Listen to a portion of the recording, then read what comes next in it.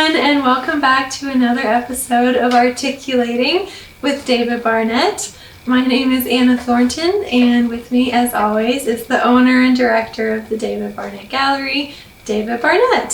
Thank you, Anna. You're welcome. So today we have a fun topic. We're going to be discussing the art historical movement of Surrealism. And the reason we're doing so is that our next show is themed around Surrealism. And so we thought we would kind of do a dive into the movement, its history, how it was started, and then we've picked several pieces from the collection that highlight different facets of Surrealism. So with that, let's dive right in. So Surrealism originated originally as a literary movement in the early 1900s, and there was this interest in automatic writing, which the goal was to kind of unleash the imagination from the holds of reason and kind of tap into the subconscious. And so visual artists kind of latched on to this practice, and Surrealism was officially founded in 1924 by André Breton. He wrote this Surrealist manifesto, and he defined the movement as, quote, a psychic automatism in its pure state, by which one proposes to express, verbally, by means of the written word, or in any other manner, the actual functioning of thought.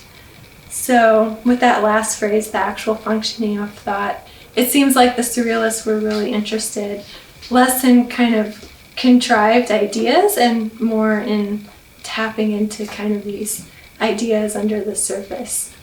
So, David, a lot of the works we're going to be looking at, they all kind of have different modes of expression, but they're all under the umbrella of Surrealism. So what kind of signals can our viewers look out for when they're looking at a work? What attributes will kind of alert them to the fact that they're looking at Surrealist pieces? Yeah. So like you were saying before, things from the subconscious, from the mind, things that are not from reality, yes, but things that come from out of the brain.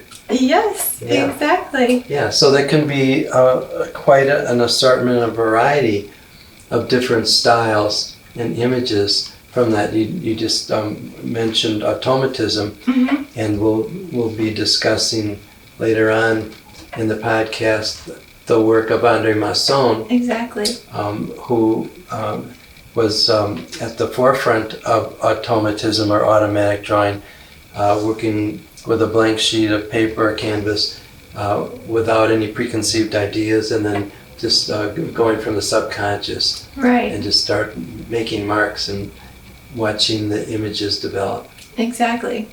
Yeah, I would say anything that kind of distorts reality or seems kind of irrational almost is kind of a signal to me that, oh, this is something kind of surreal. So with that kind of broad overview of Surrealism, let's dive into our first piece. Very good. So this is an original color lithograph after a 1964 painting by Magritte. David, do you want to tell us how these lithographs kind of came about? Yeah, so Magritte had a studio assistant, Charlie, and and they didn't have any children, but when Magritte passed away, then his wife inherited and ran the estate. And before she passed, she made arrangements with Magritte's studio assistant, Charlie, to be in charge of the estate. And so he runs the two Magritte museums in Belgium, and he came up with the idea of creating original lithographs from the original paintings. And Charlie, in most cases, he signed the lithographs. Yeah. And they were hand printed in Paris, one color at a time, and so in limited editions. And so we of course got them, and then have been framing them archivally. But Magritte really, he liked wild and crazy things that were unexpected, and things that didn't really make sense, right? Opposing forces, if you will. And one of the things that he liked was outrageous frames. Yes, that's true. Yeah, and so we've tried to go along with that, and so here we have one of those. if you're wondering why we have this massive frame on this piece. But if you know Magritte's work, it works very well. Does. And yeah, so we have the classic famous image of the pipe. This is not a pipe. Right. And so this is another variation of it. You want to talk about that? Yes, of course. So that painting you're referencing, This Is Not a Pipe, it was very polarizing for viewers when it first came out because it pictures a pipe, but then underneath it says this is not a pipe. So there's kind of a contradiction there. And I actually found a quote of Magritte speaking about this. He said, quote, "The famous pipe, how people reproached me for it. And yet, could you stuff my pipe? No, it's just a representation, is it not?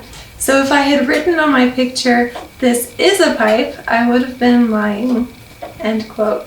So I think he's trying to kind of expose that in visual art, what we're seeing on paper, it is kind of inherently an illusion. It's not a real thing, it's pointing to something else. Yeah, so the absurdity of it all is what he appreciated. Right. Do you agree with Magritte that art is essentially an illusion?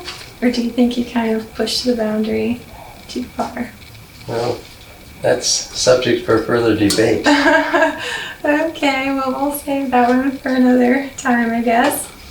And then another thing about this piece is that the apple was a recurring motif in Magritte's work. There's another famous painting that he did toward the end of his career called The Son of Man.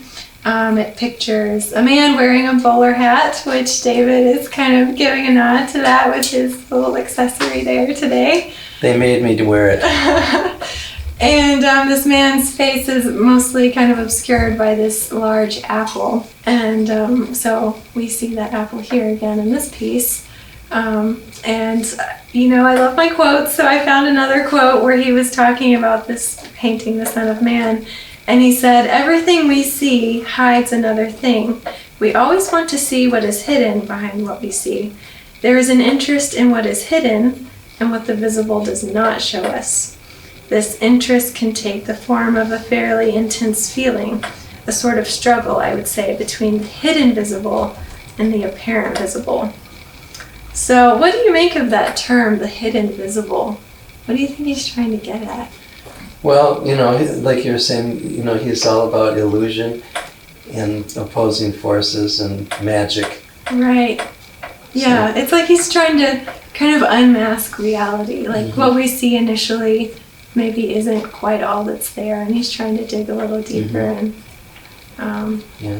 sometimes the things we can't see are maybe the most real. So, shall we move on to our next piece? All right, next we have Salvador Dali. This piece is titled Kneeling Night. And Dali, of course, is most famous for his paintings of melting clocks, but he did work in other media, and this here is an etching. And Dali was really influenced by the writings of Sigmund Freud and his kind of theories on dreams and the subconscious.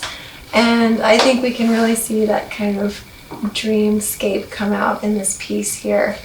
In the foreground we have the kneeling knight, and at first glance he seems like a knight. He's got these kind of shimmering gold accessories and this velvety red cape, but the figure himself is actually depicted kind of dark and shadowy, which to me suggests maybe he's not your traditional chivalrous knight, and maybe he's more of a sinister kind of figure.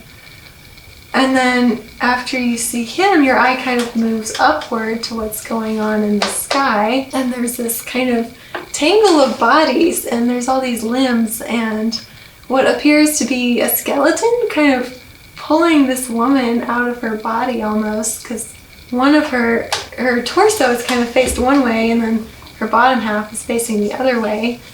And then there's kind of these organ-like shapes spilling out, and then here in the corner there's this little bat fluttering around, so it's really quite chaotic. David, what's your interpretation of what's going on here? Well, with Dali, you never really know. He That's had true. such a wild, crazy imagination. Yeah. But I think you've explained it pretty well. A part of it, of course, is up to the viewer. That's true. So one can use his or her own imagination and get involved in things based on one's own past experiences. Right. And so on. And yeah. Can you expand a little on the technique? Because I'm really interested in this kind of shimmering gold. How would that have been applied? It's basically an etching, and then it's made from a copper plate, and then there's also dry point in here, where you just work with a sharp tool, and just the sheer force of your hand cuts it into the copper metal. Copper isn't so hard. Yeah. And then there's some hand coloring in there, it looks like. Now, Dali's a pretty quintessential surrealist. What would you say was his kind of main contribution to the movement? Well, of course, Dali was a showman, and unlike most artists who express themselves solely through their artwork, Dali was very demonstrative. The way he addressed life in general, the things the clothes he wore, his accoutrements, if you will, walking around with his animals, strange animals and things. Yes, he was known for some strange pets as companions. Yeah, and that was Dali. Yeah, I was fortunate enough to go to the Dali Museum in Spain and also to his house. Really? Which he bought an old fishing village in Port Legat on the Mediterranean Sea. And I mean, everything he designed his own museum. Wow. And the building itself is very surreal, with sculpted bread and things. Wow. On the outside of the building, and eggs and things like that. Yeah.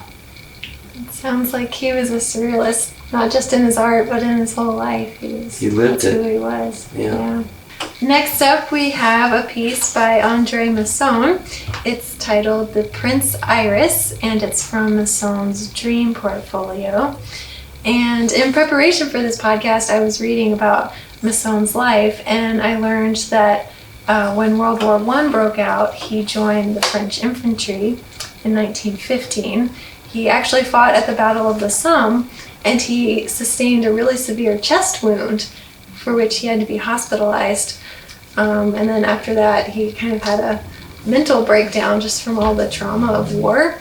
And the reason I wanted to bring that up was because I feel like a lot of times, at least when I'm looking at surrealist art, there's kind of this feeling of angst almost that I feel when I'm looking at it, that like there's some kind of, I don't know, just surreal kind of darkness. And I feel like it's important to kind of take a step back and look at what was happening in the world too, because as we know, art is a product of the time in which it was produced, and so this was kind of a major world event, and when people got back, they had to deal with all of the trauma they had seen in war, and I think that kind of manifests in the surrealist art. So with that, David, you mentioned earlier that Masson was kind of known for his automatic drawing. Could you kind of explain what we're seeing here and how that plays out? Yes. So with automatic drawing, the artist starts out with a blank paper, blank canvas, and they just start putting marks down on the paper, on the canvas, working without any preconceived ideas of what's going to happen, and then the images just sort of emerge. So you have this figure of Prince Iris, and he's holding a dagger, and he's got a tree here that's growing from the central part of his body. Yeah. And then you have like the wind or the clouds with a face in here. Right. You know, and that's overseeing the whole scenario.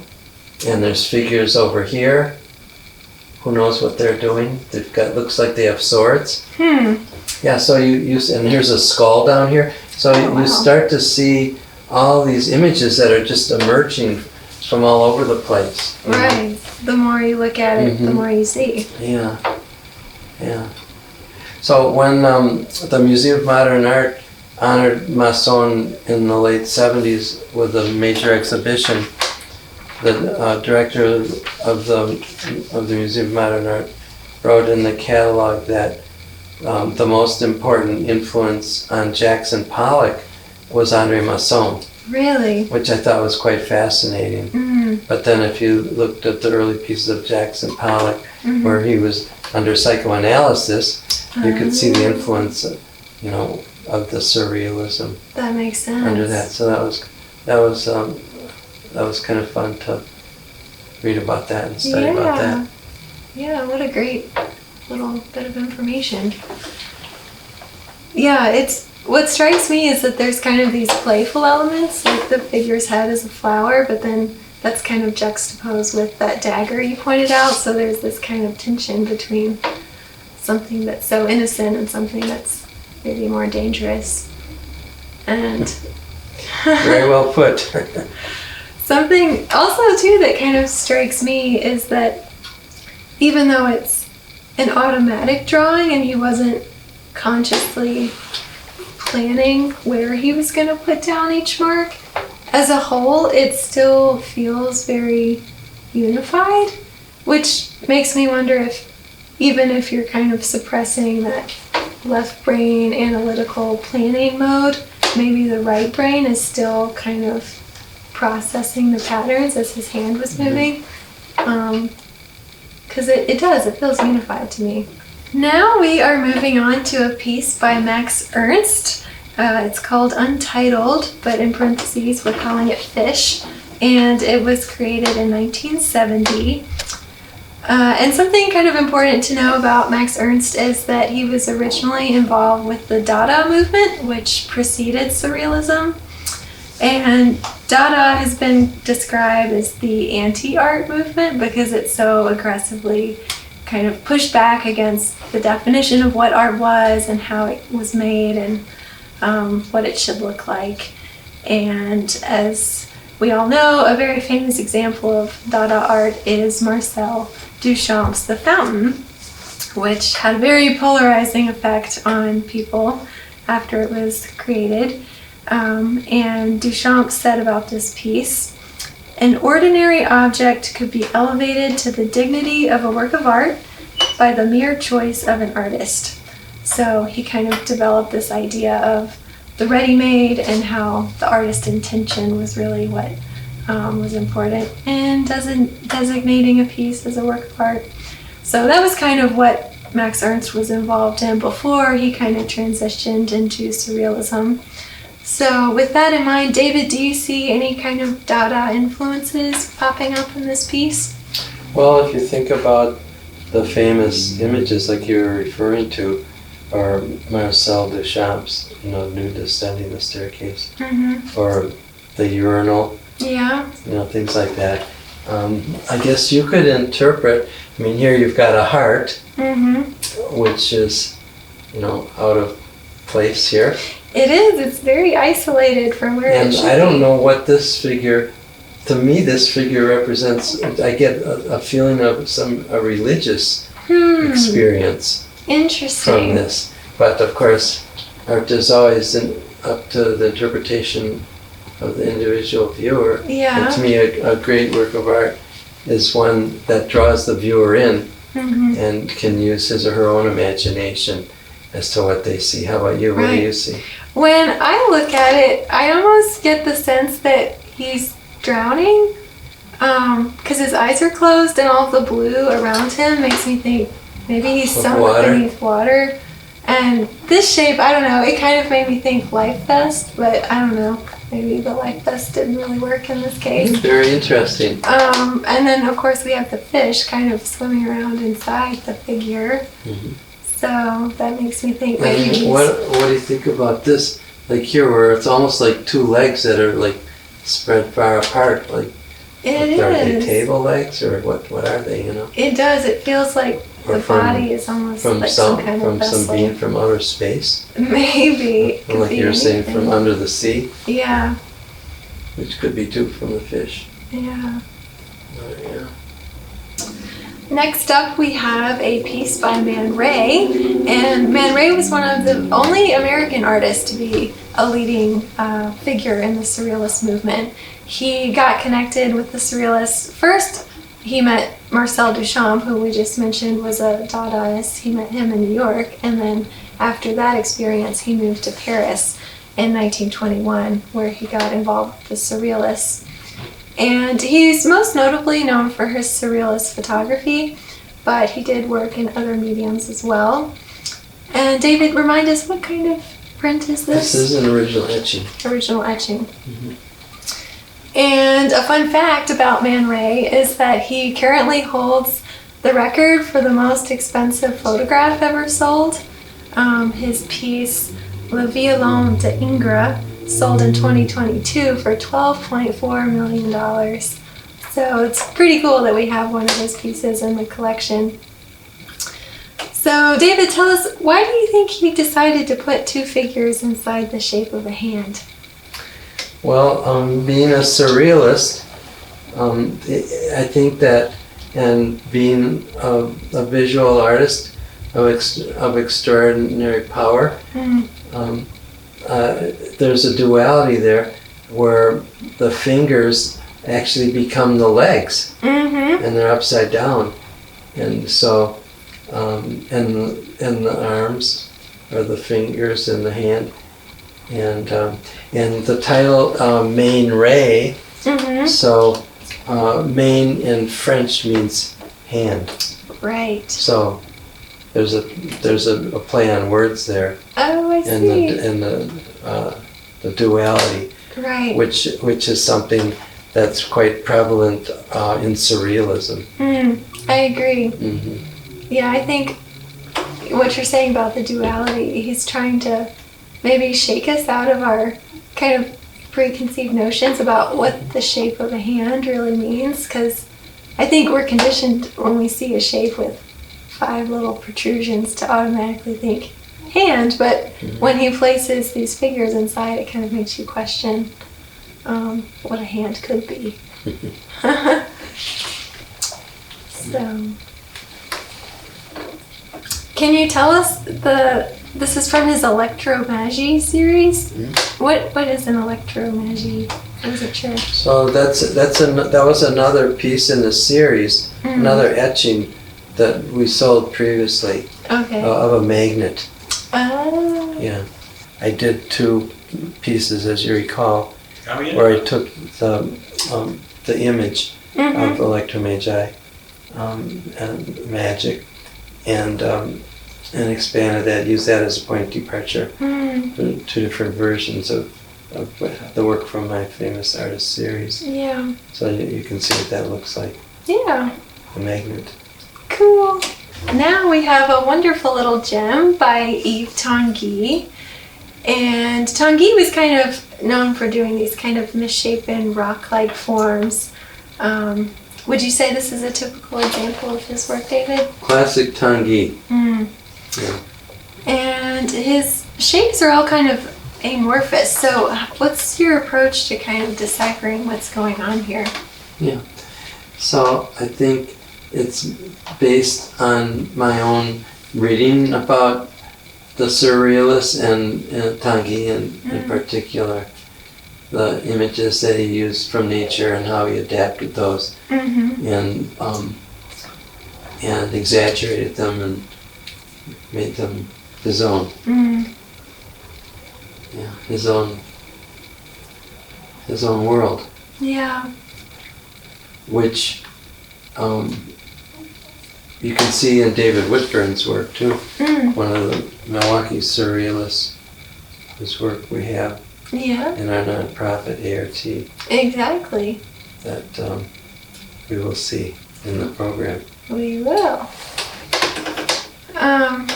Yeah, I think something that stands out to me about this piece well, that helps me, I guess, decipher it maybe a little, is that the title is called Solidarity. And so when you take that and then you also realize this was created in 1947, thinking about how World War II had just completed.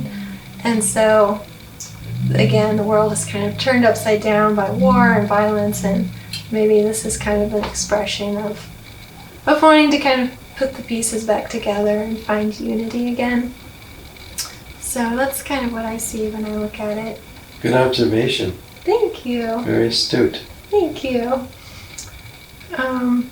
And a fun fact about Tanguy that I read when I was researching him is that he used to eat spiders as a party trick, which is kind of disgusting and creepy, but it also kind of, I think, speaks to the surrealist desire to shock the system a little bit.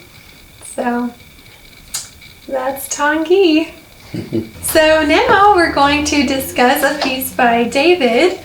David, has Surrealism, I guess, had an effect on your own work? So the circus, of course, is something that was very important and part of European culture and art, and so we've adapted that here in this country, and so it's been become an important part of American culture too, with the Barnum and Bailey Circus and so on. And so I guess it sort of makes sense that I'm wearing this hat, you know. So in kindergarten, we had a circus, and I was asked to be the ringmaster. Really? Mm-hmm. Yeah. Somewhere we've got an 8mm film of that. But anyway, so I've always been interested in surrealism, and this piece I did in high school. This I did in 1964, which is, I was a senior at Sherwood High School when I did this. And, but, so it's ink, it's an ink drawing, and 11 by 8 inches, and purple ink, and it's called Circus Sideshow with Flying Turtles. And so, like we spoke about before, with automatism, this is kind of a classic example of automatism, where you start with the blank paper and just start putting marks down and just start inventing images that just came subconsciously out of my mind. You know, some people think I'm out of my mind when I look at the work, but... Well, it's very playful. I love this turtle that's kind of grabbing onto this person's nose and doing a little trick through the air, and how there's just so many different elements, and then there's these areas of kind of density, but then those are balanced out by these more open areas. Yeah. Is this a birdhouse? What is this little... It's a birdhouse, yeah. Yes, it is. Yep, and then here's a very strange kind of bird here, and let's see, it's probably some more in there somewhere. I can find them. And what is this little critter? that is, it's sort of it's the head of some kind of a crazy creature. Yeah, you can see the body. Yeah. Almost part something from the sea and part something from land. Yeah. Is this, I'm assuming this is the circus master? The circus master. Yeah. With this hat. So to kind of wrap up, we've seen how surrealism has affected you as an artist. What ways would you say surrealism has kind of affected more broadly the generations that came after them? I think that, I mean, it's amazing because, I mean, when you think that surrealism was, like you're saying, it was invented in 1924, I mean, here we are 100 years later, and surrealism in society is more relevant than ever before. It is. You know, you look at the work of Magritte, for example, and you see his images on album covers by all kinds of different musicians. Right. Yeah, and so just in terms of what's going on in the world today in society, the wild craziness, Yeah. the surreal world that we live in many ways, It is. with artificial intelligence and all kinds of crazy things. That's true. Yeah. Yeah, like you're saying, I think it's just interesting how it's kind of moved beyond just visual art circles, and it's really permeated just pop culture and just kind of everyday people's lives. Yeah. It's really interesting. Well, there we have it, everybody. Thanks for tuning in to another episode of Articulating with David Barnett. I hope you all enjoyed this episode on surrealism. Be sure to leave your comments and thoughts about our discussion today in the comment section. And as always, subscribe so you don't miss a new episode.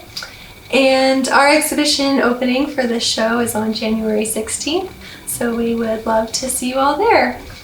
But until next time. Thanks for listening, and we look forward to seeing you soon.